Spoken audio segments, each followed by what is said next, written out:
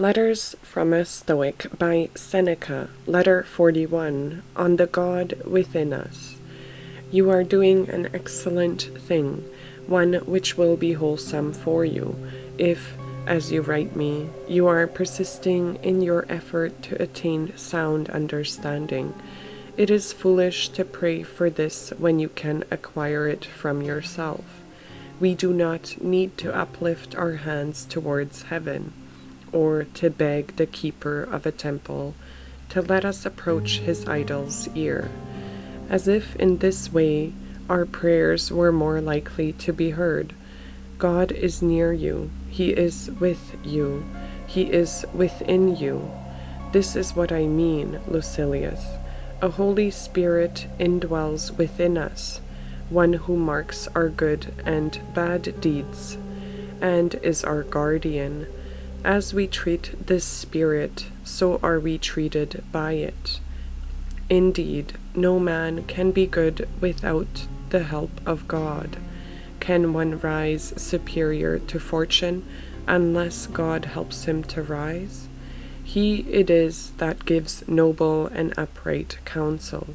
In each good man a God doth dwell, but what God know we not. If ever you have come upon a grove that is full of ancient trees, which have grown to an unusual height, shutting out a view of the sky by a veil of pleached and intertwining branches, then the loftiness of the forest, the seclusion of the spot, and your marvel at the thick unbroken shade in the midst of the open spaces, will prove to you the presence of deity, or if a cave, made by the deep crumbling of the rocks, holds up a mountain on its arch, a place not built with hands, but hollowed out into such spaciousness by natural causes, your soul will be deeply moved by a certain intimation of the existence of God. We worship the sources of mighty rivers. We erect altars at places where great streams burst suddenly from hidden sources.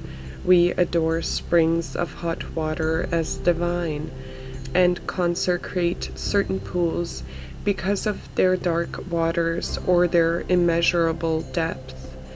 If you see a man who is unterrified in the midst of dangers, untouched by desires, happy in adversity, peaceful amid the storm, who looks down upon men from a higher plane and views the gods on a footing of equality, will not a feeling of reverence for him steal over you? Will you not say, this quality is too great and too lofty to be regarded as resembling this petty body in which it dwells? A divine power has descended upon that man. When a soul rises superior to other souls, when it is under control, when it passes through every experience as if it were of small account, when it smiles at our fears and at our prayers, it is steered by a force from heaven. A thing like this cannot stand upright unless it be propped by the divine. Therefore, a greater part of it abides in that place from whence it came down to earth, just as the rays of the sun do indeed touch the earth, but still abide at the source from which they are sent. Even so, the great and hallowed soul, which has come down in order that we may have nearer knowledge of divinity, does indeed associate with us, but still cleaves to its origin. On that source it depends.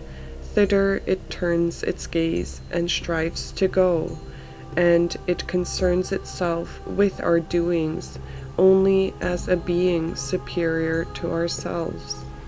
What then is such a soul? One which is resplendent with no external good, but only with its own. For what is more foolish than to praise in a man the qualities which come from without?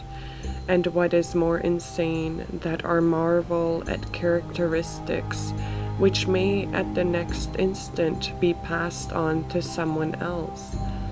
A golden bit does not make a better horse. The lion with gilded mane, in process of being trained and forced by weariness to endure the decoration, is sent into the arena in quite a different way from the wild lion whose spirit is unbroken. The latter, indeed, bold in his attack, as nature wished him to be, impressive because of his wild appearance. And it is his glory that none can look upon him without fear, is favored in preference to the other lion, that languid and gilded brute. No man ought to glory except in that which is his own. We praise a wine if it makes the shoots teem with increase, if by its weight it bends to the ground the very poles which hold its fruit. Would any man prefer to this wine one from which golden grapes and golden leaves hang down? In a wine the virtue peculiarly its own is fertility.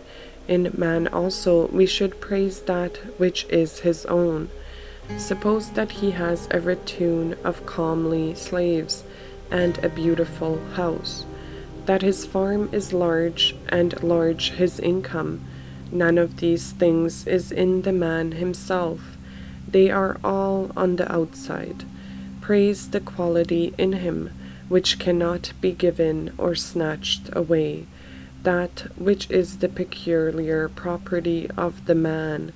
Do you ask what this is? It is soul, and reason brought to perfection in the soul. For man is a reasoning animal. Therefore, man's highest good is attained, if he has fulfilled the good for which nature designed him at birth. And what is it which this reason demands of him?